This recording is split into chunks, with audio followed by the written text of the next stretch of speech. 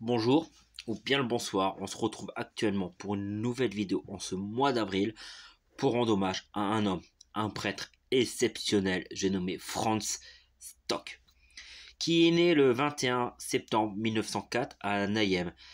Pardonnez-moi si je prononce mal les villes allemandes. Il est l'aîné de 9 enfants dans une famille ouvrière.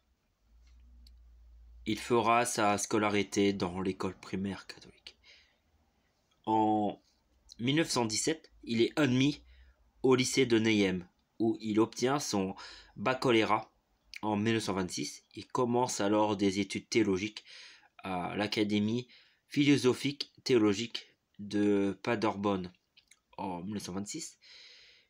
Et il participe à Bienville au 6e congrès démocratique international pour la paix en 1928, et il retourne à Paris pour y suivre des études pendant 3 semestres à l'Institut catholique de Paris, où il sera le premier étudiant allemand à y être admis depuis le Moyen Âge. Et il devient compagnon de Saint François. Et il reçoit sous le sous-diaconat le 15 mars 1931, avant sa retraite de préparation. Il écrit à ses parents, je cite, Ces jours-ci, je fais le pas décisif vers le sacerdoce. Je suis conscient de toute ma faiblesse, et pourtant j'ai grande confiance en celui qui nous fortifie. Et autant que je pourrai, je me montrerai digne de lui. Car tout au long de ma formation, à ne pas douter, la providence de Dieu m'a conduit depuis le jour où pour la première fois j'ai songé à devenir prêtre jusqu'à aujourd'hui. Le 12 mars 1932, il est ordonné prêtre par l'archevêque Gaspard Klein.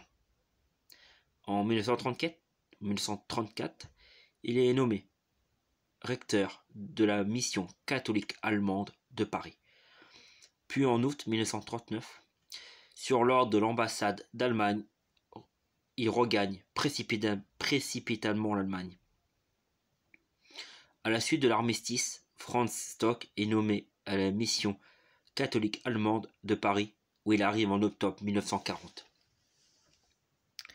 Le 10 juin 1941, il est nommé aumônier par les autorités militaires allemandes. Il est chargé de prendre soin des détenus dans les prisons, notamment, on peut citer les plus connus, Fresnes, La Santé, mais bien sûr il y en a d'autres. Il accompagne également les condamnés à mort. Les exécutions ont lieu au fort du Mont Valérien. En février 1944, Misak Manouchian, qui quelques heures avant son exécution reçoit l'absolution et la communion des mains de l'abbé Franz Stock. Le 25 août 1944, lorsque le général de Gaulle rentre dans Paris, l'abbé Stock se trouve à l'hôpital de la Pitié avec plus de 600 soldats allemands, blessés et intransportables. Quand les Américains prennent en charge l'hôpital, l'abbé Stock devient prisonnier de guerre. L'aumônerie générale de Paris entre en contact avec l'abbé Stock, qui est alors retenu prisonnier à Cherbourg. Ils envisagent la fondation d'un séminaire pour des théologiens allemands prisonniers. Ils veulent, en les emmenant au sacerdoce, en faire les éléments du renouveau pour le catholicisme en Allemagne. Peu après, l'abbé Stock se voit demander de diriger la formation spirituelle des séminaristes allemands prisonniers.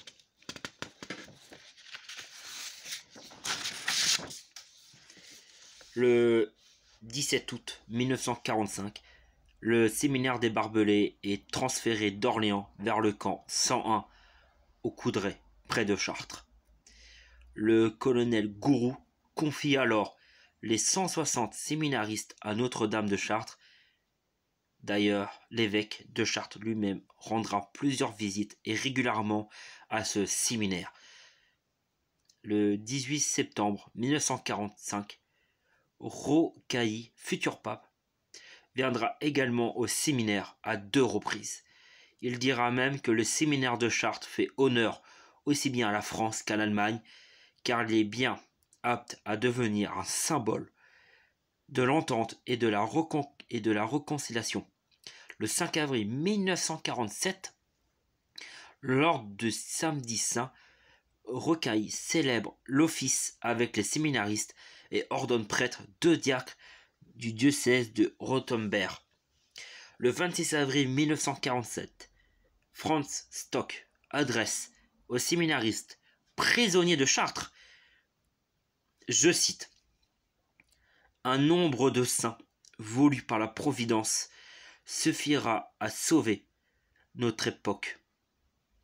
C'est la Providence qui nous a lancé cet appel à la sainteté à travers la voie même de l'histoire, et il nous faut l'entendre pour porter le monde et le message de liberté, de paix, de salut et d'amour. Le séminaire des Barbelés ferme le 5 juin 1947. Il aura été fréquenté par 949 enseignants, prêtres, frères et séminaristes. L'abbé Franz Stock meurt subitement le 24 février 1948 à l'hôpital Cochin de Paris, à l'âge de 43 ans. Ses obsèques ont eu lieu en l'église Saint-Jacques du Haut-Pas à Paris. Le 13 juin 1963, la veille de la rectification du traité d'amitié franco-allemand, par l'Assemblée nationale, son corps est exhumé au cimetière de Thiers.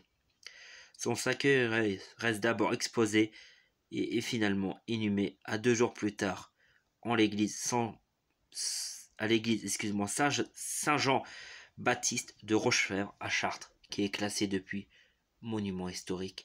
Je vous invite sur cette belle présentation, sur cette belle hommage de l'abbé Franz Stock. Si vous avez les moyens d'aller au séminaire des Barbelés à Chartres, allez-y, contactez l'association qui s'occupe de ça, ça vaut le coup.